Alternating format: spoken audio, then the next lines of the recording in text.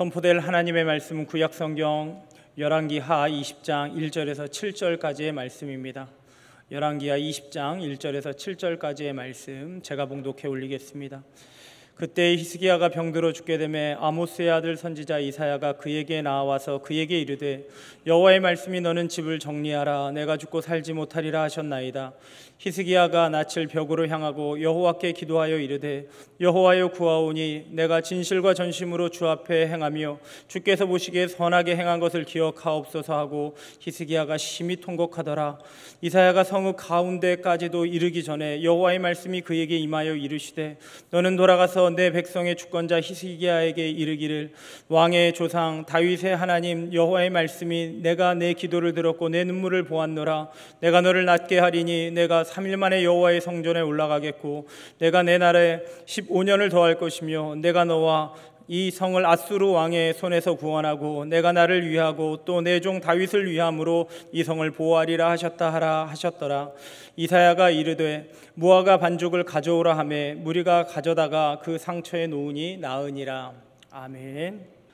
우리가 사는 세상은 역설, 패러독스, 역설로 가득합니다. 예를 들어서 설명하는 것이 이해하시기가 쉬울 것 같습니다. 건물은 높아졌지만 인격은 작아지고 있습니다. 우리가 사는 아파트의 평수는 넓어지고 있지만 가족의 숫자는 줄어들고 있습니다. 과학이 발달하여 빨라지고 있지만 우리는 여전히 시간이 없다는 말을 입에 달고 삽니다. 소비는 많아졌지만 더 가난해졌고요. 약의 종류는 많아졌지만 우리는 더 건강이 나빠지고 있습니다. 역설, 패러독스, 부조리함이 가득한 세상 가운데 살아가고 있습니다. 최근에 어떤 코미디언이 직업에도 역설이 있다고 하더라고요. 가장 깨끗하게 만드는 청소부는 가장 더러운 곳에 있고 다른 사람들을 밝혀주는 조명기사는 가장 어두운 곳에 있고 사람을 살리는 의사는 날마다 죽는 사람을 본다. 또 이런 통계를 제가 본 적이 있습니다. 사람을 살리는 병원의 첫 번째 수익, 최고 수익이 무엇인가? 장례식장이라고 하더라고요. 사람을 살리는 병원인데 최고의 수익은 사람이 죽어야 되는 그 장례식 비용이 가장 수입이 된다는 것, 역설이지요. 제가 몇 달 전에 여러분들한테 소개했던 책입니다. 데이빗 실즈가 쓴 우리는 언젠가 죽는다라는 책의 한 구절을 제가 여러분들한테 소개했던 적이 있습니다. 혹시 기억하실는지 모르겠어요. 이런 부분을 제가 소개했었죠. 모든 인간은 태어나는 순간부터 살아가는 것이 아니라 죽어간다. 모든 인간은 태어나는 그 순간부터 살아가는 것이 아니라 죽어간다. 우리 모두는 언젠가 죽습니다. 우리 모두는 어떻게 보면 시한부 인생을 살아가고 있는 것이기 까닭에 태어나는 순간부터 살아가는 것도 맞지만 죽어간다고도 볼 수 있죠. 우리 인생에서 질병을 피할 수가 없습니다. 죽음을 피할 수가 없습니다. 아무리 피하고 싶어도 질병을 피할 수 없고 아무리 만나고 싶지 않아도 우리 모두는 언젠가 죽음 앞에 설 날이 올 것입니다. 질병과 죽음을 피할 수 없죠. 왜 그럴까요? 하나님께서 정하셨기 때문에. 히브리서 9장 27절 말씀, 사람이 한 번 죽는 것은 정해진 것이요 그 후에는 심판이 있을 거다. 우리 주님께서 말씀하셨어요. 예, 죽는 것을 피할 수 없습니다. 아픈 것을 피할 수가 없습니다. 그렇게 죽음과 질병 앞에 서 있는 한 사람이 오늘 본문에 등장합니다. 바로 히스기야 왕이죠.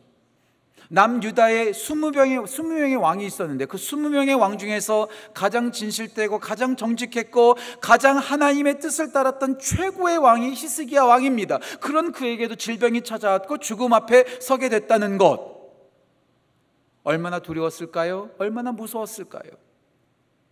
지난 3월부터 저는 두려워하지 말라 시리즈로 지금까지 설교를 계속해서 진행해 오고 있습니다. 그리고 그때 설교를 준비했었을 때 제가 오늘 질병 앞에서 두려워하지 마세요, 이 설교만큼은 제가 끝까지 피하고 싶었어요. 너무나 이 설교 전하는 것이 너무나 어렵고 너무나 힘들었어요.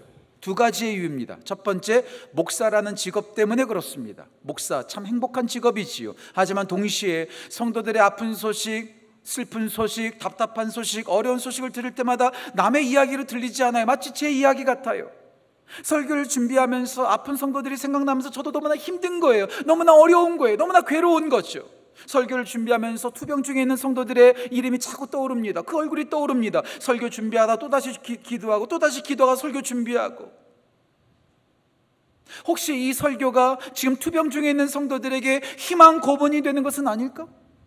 혹시 이 설교가 지금 투병 중에 있는 성도들에게 혹시 자포자기하고 모든 것들을 받아들이라는 그런 상처가 되지는 않을까? 너무나 두렵고 너무나 조심스러운 거예요. 너무나 힘든 거죠. 그래서 이 설교를 피하고 싶었어요. 하지만 하나님을 믿는 사람으로서, 또 여러분들을 섬기는 목사로서 저는 담대하게 믿음으로 선포합니다. 질병 앞에서 두려워하지 마십시오. 질병 앞에서 무서워하지 마십시오. 오늘 히스기야는 질병을 만났고 죽음 앞에 서 있지만 그는 무서워하고 있지 않습니다. 두려워하고 있지 않습니다. 우리 모두가 질병 앞에서 두려워하지 아니하고 히스기야가 두려워하지 않고 반응했던 것처럼 우리 모두도 질병 앞에서, 죽음 앞에서 두려워하지 않고 믿음으로 반응하는 귀한 은혜가 우리 교회, 우리 성도, 우리 모두 가운데 넘치기를 주님의 이름으로 축복합니다. 자, 그렇다면 오늘 히스기야는 질병을 만났을 때, 죽음 앞에 섰을 때 어떻게 두려워하지 않고 어떻게 반응했을까요? 오늘 세 가지로 말씀을 여전히 나누고자 합니다. 첫 번째, 히스기야는 은혜로 기도합니다. 은혜로 기도합니다. 질병을 만났을 때 의사로부터 당신 암입니다, 살 날이 별로 남지 않았습니다라는 그런 소식을 들을 때 얼마나 하늘이 무너져 내릴까요? 얼마나 하늘이 노래질까요? 가슴이 철렁 내려앉을 것 같아요. 너무나 힘들죠. 그런 것들을 만나는 거 상상하기조차도 싫습니다. 그런 소식을 들을 때 우리 모두는 저마다의 반응하는 태도가 있다고 하더라고요. 호스피스의 어머니라고 일컬어지는 엘리자베스 퀴블러 로스라고 하는 사람이 그러한 소식을 들을 때 인간이 대개 5가지의 단계로 반응한답니다. 5가지의 단계. 첫 번째, 그 소식을 들으면 첫 번째 반응이 부정한답니다. 아니, 그럴 일 없어. 다른 의사 찾아가 보자. 다른 병원 찾아가 보자. 그럴 일 없어. 부정한다는 거예요. 두 번째 반응은요, 분노한다는 거예요. 왜 나한테? 나 신앙생활 잘했어. 나 11조도 드렸고 단기 선교도 다녀왔고 나 주일 성수도 하고 열심히 주님을 섬겼는데 왜 나한테 이런 일이 있어? 화가 난다는 거죠. 분노한다는 거죠. 세 번째, 타협하기 시작한답니다. 네 번째, 우울해지기 시작한답니다. 다섯 번째, 조금씩 어쩔 수 없이 받아들인다는 거죠. 그러면서 그 책에서 말하기를 부정하고 분노함으로 가장 중요한 시간을 허비하는 경우가 너무나 많다는 거예요. 부정한다고 해서 그 문제가 사라지면 저도 부정할 것 같아요. 분노해서 문제가 해결된다고 한다면 저는 365일 분노할 자신이 있습니다. 하지만 부정한다고 해서 문제가 사라지는 것도 아니고 분노한다고 해서 문제가 해결되는 것도 아닙니다. 가장 중요한 시간에 부정하고 분노하면서 가장 중요한 시간에 쓸데없이 시간을 낭비한다는 거죠. 그 골든타임을 놓쳐버린다는 거죠. 그런데 저도 한번 생각해 봤어요. 만약에 저한테 그런 일이 일어난다면 저도 정신 못 차릴 것 같아요. 천천병력과 같은 소식, 정말로 자포자기하고 무너질 것만 같아요. 아무것도 못할 것 같아요. 하지만 그럴 때일수록 정신을 똑바로 차리고 마땅히 해야 될 것을 해야 된다는 거죠. 마땅히 해야 될 것을 해야 된다는 거죠. 그러면서 저의 멘토 이야기가 생각났습니다. 저희 멘토 목사님도 수십 년 전에 엄청난 소식을 들었어요. 천천병력과 같은 소식을 들었어요. 그때 그 목사님이 무엇을 했을까? 부정하지 않았습니다. 분노하지 않았습니다. 가장 먼저 침대 머리맡에 무릎을 꿇고 기도하기 시작했다는 거죠. 어떻게 기도했을까요? 하나님, 저는 죄인입니다. 제가 잘못했습니다. 저를 용서해 주세요.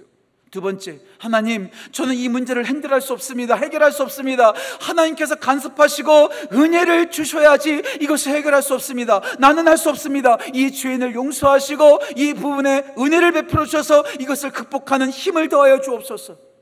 부정하고 분노하는 것이 아니라 은혜로 기도할 때 하나님께서 역사하시기 시작합니다. 제가 늘 자주 말씀드리죠. 우리가 일하면 우리가 일하지만 우리가 기도하면 하나님께서 일하십니다. 문제를 만났다는 것은 그것은 아무것도 하지 말라는 스탑 사인이 아니라 기도부터 시작하라는 스타트 사인, 시그널이라는 거죠. 문제를 만났을 때 자포자기하고 부정하고 분노하기보다도 먼저 하나님 앞에 은혜로 기도하는 것, 그것의 대표적인 사람이 오늘 본문에 등장하는 히스기야입니다. 오늘 히스기야가 열왕기하 20장을 읽었지만 그가 처음 등장하는 것은 18장부터 등장합니다. 그리고 그에게 있어서 가장 큰 위기는 19장에서 만나게 됩니다. 아수르, 그 당시에 최고의 강대국 아수르가 쳐들어온다는 소식을 들은 거예요. 한 나라의 왕으로서 강대국이 쳐들어온다고 할 때 얼마나 두렵겠습니까? 얼마나 당황되겠습니까? 강대국이 쳐들어온다고 할 때 왕으로서 무엇을 해야 되죠? 일반적으로 강요회의를 소집해야 되겠죠. 국방회의를 해야 되겠죠. 작전회의를 해야 되겠죠. 하지만 히스기야는 왕으로서 광료를 소집하지 않습니다. 사람들에게 의견을 묻지 않습니다. 그가 가장 먼저 했던 것, 열왕기하 19장 1절에 이렇게 나와 있습니다. 히스기야가 옷을 찢고 배로 옷을 두르고 여호와의 성전에 올라가 기도했다는 거예요. 회의하지 않았습니다. 다른 것 하지 않았습니다. 부정하고 분노하지 않고 가장 먼저 했던 것이 기도의 자리로 나아가는 것이었죠. 아수르가 거기서 멈추지 않습니다. 히스기야에게 협박 편지를 보냅니다. 협박 편지 받으면 얼마나 가슴이 떨려요? 얼마나 무섭겠습니까? 그때 히스기야가 동일하게 열왕기하 19장 14절에 그 편지를 들고 여호와의 성전에 들어가 편지를 하나님 앞에 펴놓고 기도하기 시작합니다. 하나님, 저는 할 수 없습니다. 저는 이거 해결할 수 없습니다. 하나님 도와주세요. 가장 먼저 했던 것이 그는 기도였다는 것. 그리고 오늘 열왕기하 20장에서 개인적인 상황 속에서도 똑같았습니다. 1절 말씀에 그가 병들어 죽게 되었습니다. 하나님의 선지자 이사야가 와서 이렇게 말합니다. 너는 집을 정리하라. 무슨 말이에요? 이제 희망 없다는 거예요. 집을 정리하라. 너는 죽고 살아나지 않을 것이다. 사형 선고를 받은 거죠. 그때 히스기야는 부정하지 않았습니다. 하나님의 선지자 이사야와 싸우지 않았습니다. 논쟁하지 않았습니다. 그가 첫 번째로 했던 것 2절 말씀, 낯을 벽으로 향하여 하나님께 기도했다는 것, 얼굴을 벽으로 향하여 오직 하나님께만 기도했다는 것. 플랜 B, 플랜 C 없습니다. 차선책 없습니다. 오직 하나님께만, 얼굴을 벽에 향하여 기도하듯이 하나님만 바라보겠습니다. 주만 바라보겠습니다. 주만 의지하겠습니다. 그리고 그는 대충대충 기도하지 않습니다. 3절 후반부를 보니까 그가 심히 통곡했다는 거죠. 심히 통곡했다는 거죠. 내가 해결할 수 없습니다. 오직 하나님만이 해결하실 수 있습니다. 주만 바라봅니다. 주님만 의지합니다.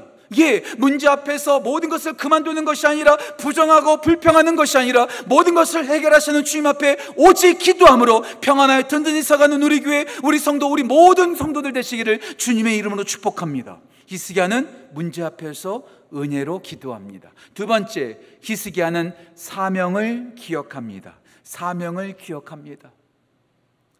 오래 사는 게 복이죠. 그냥 오래 사는 것이 아니라 무병장수하는 것이 가장 최고의 복이라고 생각하시죠? 제가 미국에서 섬겼던 교회, 대표적인 교회였기 때문에 주말마다 워싱턴 지역에 있는 200~300명의 어르신들이 모여서 함께 좋은 시간을 가졌어요. 흔히 말하는 노인대학, 늘 푸른 대학, 요즘 에버그린 대학교라고도 말하죠. 각 지역에 있는 수많은 할아버지 할머니들이 모여서 함께 즐거운 교제 시간을 나눕니다. 그리고 식사 전에 예배를 드릴 때 한 달에 한 번씩 제가 그분들에게 설교하게 되었어요. 설교하다 보니까 그분들에게 알게 된 소식입니다. 알게 된 이야기입니다. 아마 여러분들 5년 전 이야기니까 아마 여러분들은 다 알고 계실 거예요. 혹시 들어보셨어요? 9988-234 들어보셨어요? 9988-234 우리 모든 어르신들의 소망과 꿈 9988-234 무슨 뜻이냐면 99세까지 팔팔하게 살다가 2, 3일 아프다가 4일 죽는다. 이게 그분들의 소망이에요. 99세까지 팔팔하게 살다가 2, 3일 아프고 4 죽는 거. 무병장수하는 게 모두가 다 꿈이라는 거죠. 오래 사는 게 꿈이라는 거죠. 예, 오래 사는 거, 진짜 무병장수하는 게 진짜 하나님께서 우리 가운데 주신 최고의 복일까요? 그렇다면 이거 어떻게 설명하시겠습니까? 가장 유명한 무신론자, 교회를 비판하고 예수를 믿는 사람들을 조롱하고 예수를 조롱했던, 그래서 내가 그리스도인이 아닌 이유라는 책까지 썼던 무신론자들의 최고의 대부, 영국의 버트란트 러셀, 몇 살까지 살았을까요? 99세까지 살았습니다. 통일교회 교주 문선명 92세까지 살았습니다. 신천지의 교주 이만희 지금 93세인데 아직도 정정하다고 합니다. 자, 그분들이 모두 하나님의 복을 받았을까요? 하나님의 은혜를 받았을까요? 저는 그렇게 생각하지 않아요. 그렇다면 이런 경우는 여러분들 어떻게 생각하시겠습니까? 우리나라 최초의 해외 선교사 중에 순교했던 분, 로버트 토마스 선교사님, 대동강변에서 순교했었을 때의 나이가 26살이었습니다.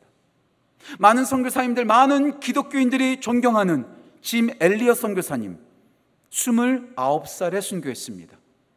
제가 너무나 존경하는 영국의 로버트 맥체인 목사님 30살에 요절했습니다. 자, 토마스 선교사님, 짐 엘리엇 선교사님, 로버트 맥체인 목사님 26세, 29세, 30세 죽었으니까 하나님의 저주를 받았을까요? 뭔가 밑보인 게 있을까요? 뭔가 죄를 지었기 때문에 그런 재앙을 받은 것일까요?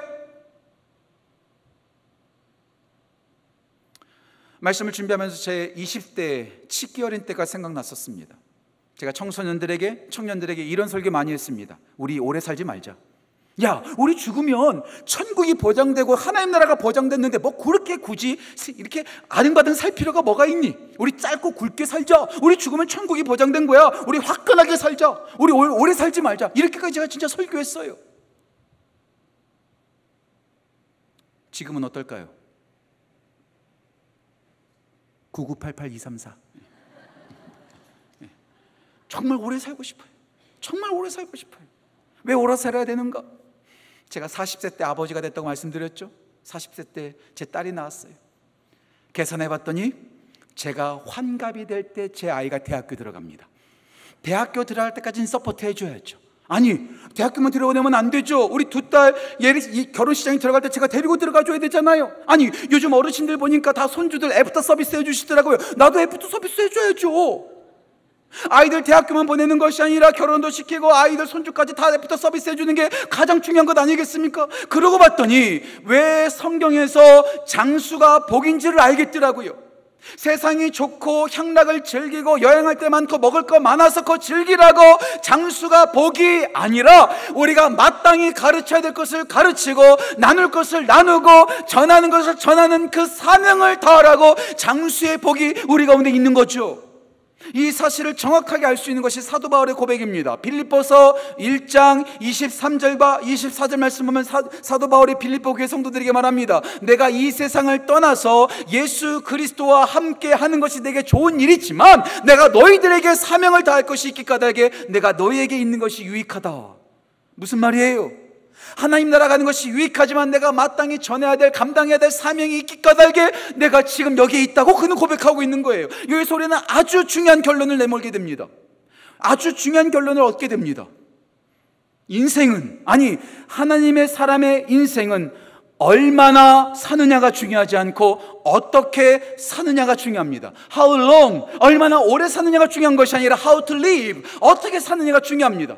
아무리 오래 산다 할지라도 그 인생이 사이비 교주라면, 그 인생이 무신론자라면 그것은 저주받은 것이요, 아무리 짧게 산다 할지라도 주님을 위해서 불사라 사명을 감당하는 인생이었다면 그 인생은 저는 장수한 복이라고 저는 믿습니다. 얼마나 오래 사느냐가 중요하지 않고 어떻게 사느냐가 중요하다는 것. C.S. 루이스, 영국에서 가장 똑똑한 지성인이 이렇게 고백했어요. 하나님은 우리의 기도에 응답하실 수도 있고 응답하지 않으실 수도 있다. 가장 크신 하나님, 가장 전능하신 하나님께서 우리의 기도에 응답하실 권리도 있고 응답하지 않으실 권리도 있다는 거예요. 그렇잖아요. 왜 우리 하나님께서 우리의 모든 기도에 100% 응답하셔야 합니까? 뭐 우리 가운데 돈 맡겨놓으셨어요? 뭐 잘못하신 일 있으세요? 모든 국민이 원한다고 대통령 다 들어주지 않습니다. 모든 회사원이 원한다고 해서 그 사장이 들어주지 않습니다. 하나님께서는 우리의 기도에 응답하실 수도 있고 응답하지 않으실 수도 있습니다. 전 가끔가다 기도할 때 하나님께서 저한테 이렇게 말씀하시는 것 같이 느껴질 때가 있습니다. 광아, 내가 왜 너의 기도에 응답해야 되니? 광아, 내가 왜 너를 치료해 줘야 되니? 광아, 내가 왜 너의 기도에 움직여야 되니? 여러분들 그런 질문을 받으시면 여러분들은 어떻게 대답하시겠습니까? 왜 하나님께서 응답하셔야 된다고, 왜 하나님께서 나를 고쳐주셔야 된다고 물어본다면 왜 여러분들은 어떻게 대답하시겠습니까? 말씀을 준비하면서 저희 아버지가 생각났습니다. 저는 태어나면서부터 제일 먼저 인식한 목사님이 저희 아버지셨어요. 그리고 신학대학원 졸업할 때까지 전 아버지 밑에서 신앙생활을 했습니다. 저의 인생과 저의 신앙에 가장 영향을 주었던 분이 저희 아버지입니다. 그러다가 저의 아버지가 제가 중고등학교 시절 때 그 섬기던 교회 주보에 가장 머리맡에 있었던 바뀌지 않은 교회 표어가 떠올랐어요. 그 표현은 이렇게 써져 있었습니다. 진실과 전심으로 일하게 하소서. 진실과 전심으로 행하게 하소서. 그때는 몰랐어요. 하지만 지나고 보니까 그 진실과 전심으로 행하게 하소서, 일하게 하소서가 바로 오늘 본문 3절에 나오는 히스기야의 고백이었어요. 히스기야는 무조건 기도하지 않았어요. 무작정 기도하지 않았습니다. 하나님, 제가 진실과 전심으로 행했던 것을 기억해 주세요. 이 말은 무슨 말입니까? 지금까지 그렇게 행했던 것처럼 앞으로도 진실과 전심으로 행하며 살겠습니다. 그냥 오래 사는 것이 목적이 아니라 하나님의 나라를 위하여, 하나님의 백성을 위하여 내가 그렇게 진실과 전심으로 사명을 다하여 살아가겠습니다. 저는 그 사명을 기억하고 있습니다. 우리가 그냥 마냥 오래 살기 위해서 기도하는 것이 아니라 하나님의 사명을 감당하기 위해서 그 하나님의 사명을 우리가 지키기 위하여 우리가 그렇게 그 사명을 기억하며 기도하고 평안하여 든든히 서가기를 주님의 이름으로 축복합니다. 영국의 가장 전설적인 선교사, 아프리카의 아버지라고 일컬어지는 데이빗 리빙스턴 선교사님, 그분이 이런 말 했다고 전해지죠. 나에게 사명이 있는 한, 내가 사명을 완수하는 한 나는 불멸이다. 사명이 있다면 나는 불멸이다. 예, 하나님께서 우리에게 주신 그 사명을 기억하십시오. 그 사명을 감당하기 위해서 최선의 노력을 하십시오. 그저 오래 살고 이 세상의 향락을 즐기기 위해서 우리가 치료받는 것이 아니라 하나님의 사명을 감당하게 하여 강건케 되어지기를 소망하며 그렇게 평안하여 든든히 서가는 우리 교회, 우리 성도, 우리 모두 되시기를 주님의 이름으로 축복합니다. 히스기야는 은혜로 기도합니다. 사명을 기억합니다. 마지막 세 번째, 히스기야는 도움을 기뻐합니다. 다 기자 돌림이에요. 그렇죠? 은혜로 기도합니다. 사명을 기억합니다. 도움을 기뻐합니다. 저는 믿습니다. 저는 진짜로 믿습니다. 우리 하나님은 전능하신 하나님이십니다. 불가능이 없으신 하나님이십니다. 천지 만물을 창조하신, 모든 것을 가능케 하시는 분이 우리가 믿는 하나님이요, 우리 하나님은 로마서 4장 17절의 고백처럼 죽은 것도 살리시고 없는 것도 있는 것으로 부리시는 하나님, 사막에서 강을 내시고 광야에서 길을 내시는 불가능이 없으신 우리 하나님을 저는 믿습니다. 우리 예수님도 말씀하셨죠. 마가복음 10장 27절 말씀, 사람으로는 할 수 없으되 하나님은 그렇지 아니하니 하나님은 모든 것을 하실 수 있느니라. 예, 우리 하나님께는 불가능이 없으세요. 모든 것을 가능케 하십니다. 모든 것을 고치십니다. 모든 것을 이루어 주십니다. 그런데 그런 전능하신 하나님을 우리는 우리의 생각 속에 가둘 때가 많습니다. 우리의 프레임 안에 그 전능하신 하나님을 가둘 때가 많아요. 하나님의 때와 하나님의 방법과 하나님의 모습이 아니라 우리가 원하는 때, 우리가 원하는 방식, 우리가 원하는 모습으로 하나님을 가둘 때가 참 많습니다. 실제로 있었던 일은 아니지만 여러분들에게 이해를 돕기 위해서 하나의 이야기를 해드릴게요. 미국 남부에 엄청난 홍수가 있었다고 합니다. 모든 마을이 다 물에 잠겼어요. 지붕만 남아있어요. 집 안에 있었던 사람들이 그 물을 피하기 위해서 지붕 위로 올라가서 구조를 기다립니다. 구출되기를 기다립니다. 어떤 신실한 그리스도인 가정도 지붕 위에서 구조를 기다리고 있었답니다. 그리고 기도했답니다. 하나님, 우리를 구조해 주세요. 우리를 구출해 주세요. 헬리콥터 한 대만 보내주세요. 기도하는데 옆에 보트가 지나가더랍니다. 어이, 여기 타요. 괜찮습니다. 다른 사람 구해 주십시오. 사양하고 또다시 기도했답니다. 하나님, 구출해 주십시오. 또다시 보트가 지나갑니다. 또다시 사양합니다. 또다시 기도합니다. 하나님, 저를 도와주세요. 세 번째 보트가 지나갑니다. 근데 그 사람이 또다시 사양합니다. 괜찮다고. 그 다음에 그 기도하는 사람이 또 이렇게 기도했답니다. 하나님, 왜 저를 안 구해 주십니까? 왜 헬리콥터 안 보내주십니까? 그때 하나님이 하도 답답해서 한마디 하셨답니다. 야, 내가 3번 보냈잖아. 3번 보트 보냈잖아. 하나님께서는 기적적인 방법으로 우리 가운데 역사하실 수도 있지만 간접적으로 다른 방법과 우리가 미처 생각하지 못한 방식으로도 우리 가운데 역사하실 수 있습니다. 직접 일하시기도 하지만 다른 사람들을 통해서 우리 가운데 간접적으로 역사하실 수도 있다는 것. 하나님은 한 방법만 고집하시는 것이 아니라 다양하게 우리 가운데 역사하시는 거죠. 제가 2주 전 수요예배 시간에 나누었던 이야기인데요, 우리나라 사람들이 가장 좋아하는 축구 선수 가운데 한 사람이 초롱이 이영표 선수죠. 예수님을 잘 믿는 진짜 신실한 사람으로 제가 알고 있는데, 그 사람이 유튜브에서 말하는 하나의 쇼츠 간증 영상을 제가 보게 되었어요. 이분이 20대 때 느지막하게 예수님을 믿었습니다. 늦게 예수님을 믿으니까 하나님께 질문이 참 많더라는 거예요. 하나님은 교회에서 공평하신 하나님이라고 말하는데 이 세상을 보니까 너무나 불공평한 게 많더라는 거예요. 아니, 공평하신 하나님께서 이 세상을 다스리는데 왜 이렇게 불공평한 일들이 많지? 그러면서 이런 말 하더라고요. 한국과 여러 잘 사는 나라는 먹을 게 너무 많아서 다이어트하고 앉아있고, 저 아프리카와 저 후진국에는요, 먹을 게 없어서 굶어 죽는 사람들이 너무나 많더라는 거예요. 아니, 어떻게 공평하신 하나님께서 이 세상을 다스리는데 이렇게 불공평하더라는 거죠. 그렇게 궁금해하고 힘들어하던 차에 어떤 책을 읽었는데 그 책에서 한 구절이 이영표 선수에게 감동을 주었답니다. 이런 내용의 글이었어요. 만약에 지구상에 사는 예수님을 스스로 믿는다고 고백하는 그리스도인이 하루에 날마다 100원씩만 헌금하면, 모든 세상의 그리스도인이 하루에 100원씩만 헌금하면 이 지구상의 기아와 굶주림은 사라진다는 거였어요. 100원, 하루에 100원, 진짜 작은 거 아니겠어요? 모든 그리스도인들이 매일마다 100원씩만 헌금하면 이 세상의 굶주림은 사라진다는 거예요. 그러면서 이영표 선수가 하나님께서 일하시는 공평의 방식을 이렇게 설명하더라고요. 제가 그대로 설명해 드릴게요. 3명의 굶주린 꼬마 아이가 있습니다. 3명의 굶주린 꼬마 아이에게 우리가 공평하게 일하는 방식은 한 명 한 명에게 떡을 나눠주는 거예요. 한 명 한 명에게 빵을 주는 거예요. 이게 우리가 생각하는 공평입니다. 하지만 하나님의 공평은 다르다는 거예요. 3명에게 똑같이 하나씩 나눠주는 것이 아니라 한 아이에게 3개를 몰아준다는 거예요.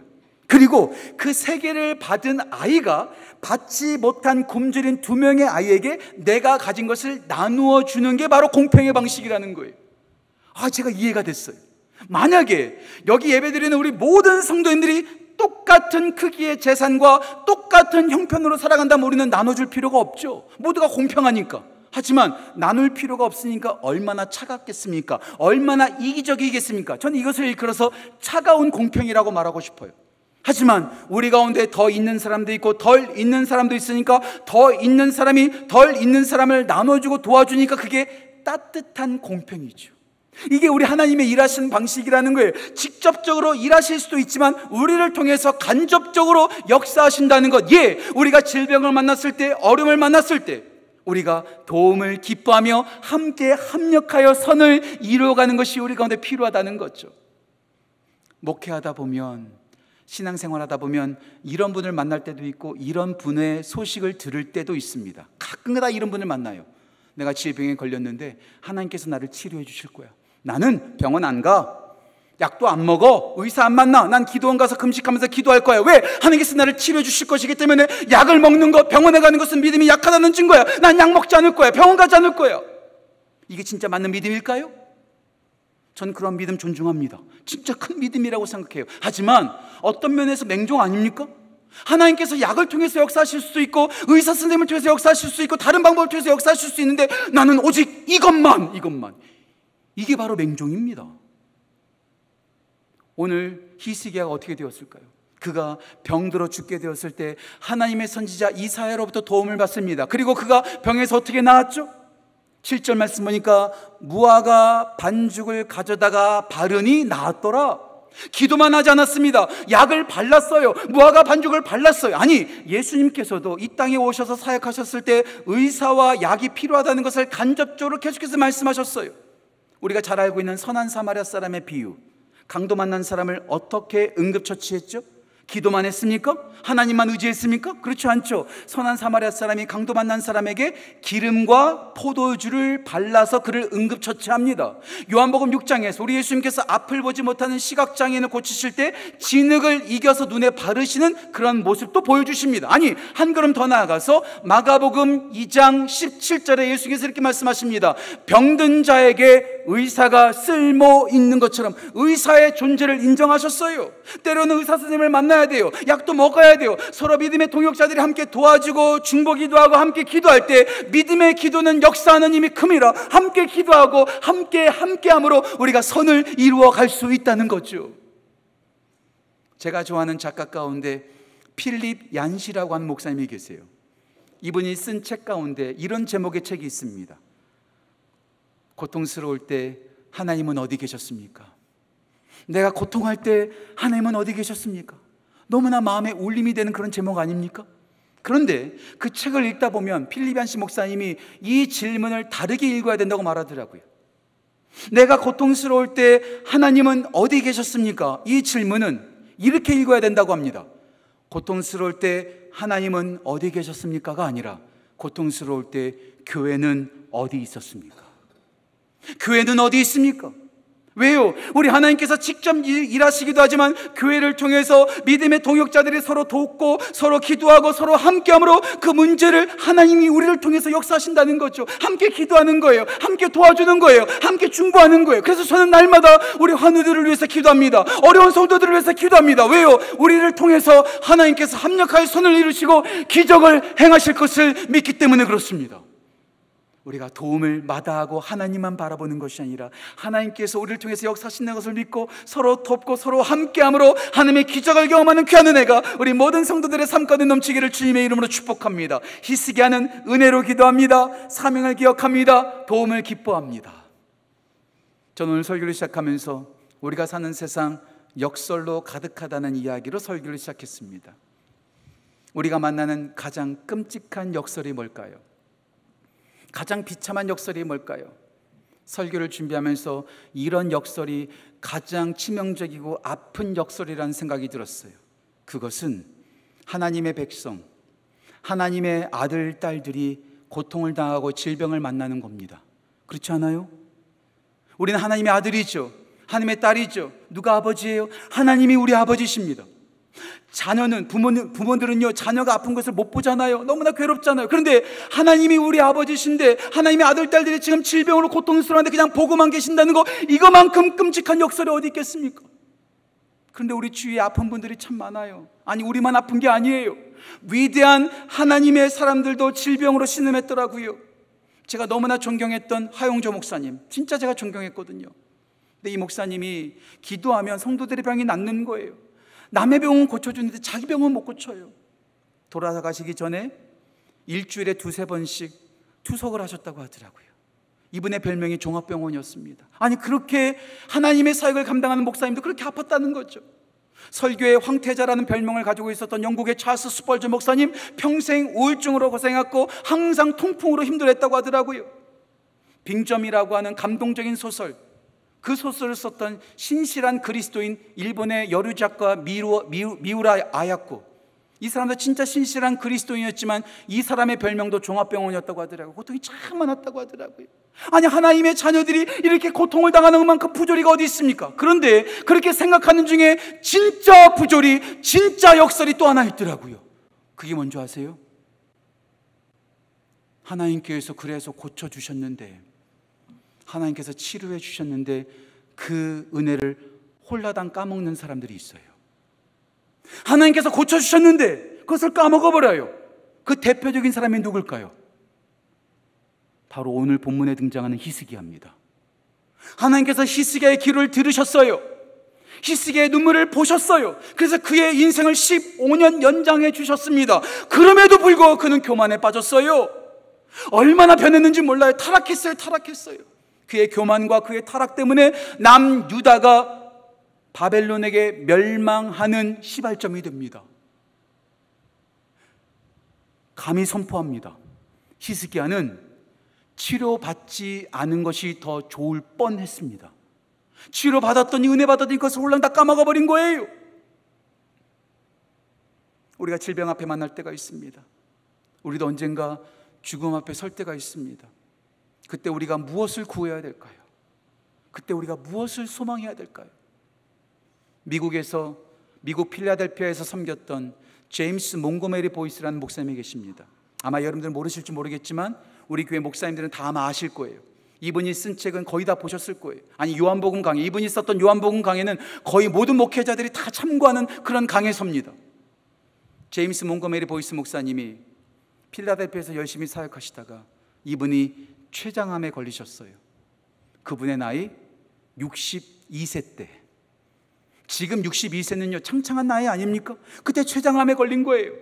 사랑하는 목사님이 췌장암에 걸리니까 그 교회 성도들이 계속해서 기도하는 거예요. 릴레이로 기도하는 거예요. 미국 성도들 기도 별로 안 합니다. 그런데 자기가 사랑하는 목사님이 췌장암에 걸려서 지금 사비경을 헤매니까 열심히 기도하는 거예요. 그때 목사님이 너무나 죄송했다고 하죠. 너무나 미안했다고 하죠. 왜 그럴까요? 목사가 성도들을 위해서 기도해야 되는데 성도들이 목사를 위해서 기도하니까 너무나 미안한 거죠. 그러던 어느 날 성도들이 모인 장소에 목사님이 나오셔서 성도들에게 이렇게 말했다고 합니다. 저를 위해 기도해 주셔서 감사합니다. 그러나 제가 여러분들에게 원하는 것은 내가 치료받고 내가 회복되기를 위한 기도가 아니라 나의 죽음을 통해 하나님께 영광 돌릴 수 있도록 위해서 기도해 주십시오. 내가 치료받는 것을 위해서 기도해 주지 마시고 나의 죽음을 통해 하나님께 영광 돌릴 수 있도록 위해서 기도해 주십시오. 왜요? 우리 주님은 우리의 질병만 고쳐주시는 분이 아니라 우리를 구원하시기 위하여 하나님과 동등되신 그 예수 그리스도가 이 땅에 내려오셔서 우리가 받아야 되고 우리가 짊어져야 될 모든 죄값을 십자가에서 짊어지시고 우리 가운데 영원한 생명을 주셨거든요. 우리를 구원하시기 위해서 하늘 보좌를 버리고 이 땅에 오신 것이 가장 위대한 역설 중에 역설 아닙니까? 우리 가운데 영원한 생명을 주셨는데 그것으로 인하여 만족하고 그것으로 인하여 하나님께 영광 돌리는 삶을 살아가는 것, 타락하는 것이 아니라 끝까지 그분께 신실한 것, 이것이 우리가 살아야 되고 우리가 소망해야 될 가장 중요한 것이 아닐까요? 우리 모두가 질병 앞에서 죽음 앞에서 두려워하지 아니하고 우리 가운데 영원한 생명 주신 그 예수 그리스도를 바라보며 영광 돌리는 삶을 살아가는 우리 교회 성도 우리 모두 되시기를 주님의 이름으로 축복합니다. 기도하겠습니다. 하나님 아버지 감사합니다. 우리 가운데 은혜를 주시고 우리를 구원하심에 감사합니다. 지금도 우리 성도님들 가운데 투병하고 있는 성도들이 있음을 이 시간 고백합니다. 주의 전에 나와 같이 예배하고 싶지만 나올 수 없어 온라인 영상으로 투병하며 예배를 드리는 성도들이 있음을 이 시간 고백합니다. 투병 중에 있는 성도들을 불쌍히 여겨주시고 은혜 위에 은혜로 더하여 주옵소서. 은혜로 기도하게 하여 주옵소서. 사명을 기억하게 하여 주옵소서. 도움을 기뻐하며 예수 그리스도의 십자가를 바라보며 일어서는 귀한 역사가 나타날 수 있도록 주여 인도하여 주옵소서. 감사드리며 귀하신 예수님의 이름으로 기도합니다. 아멘.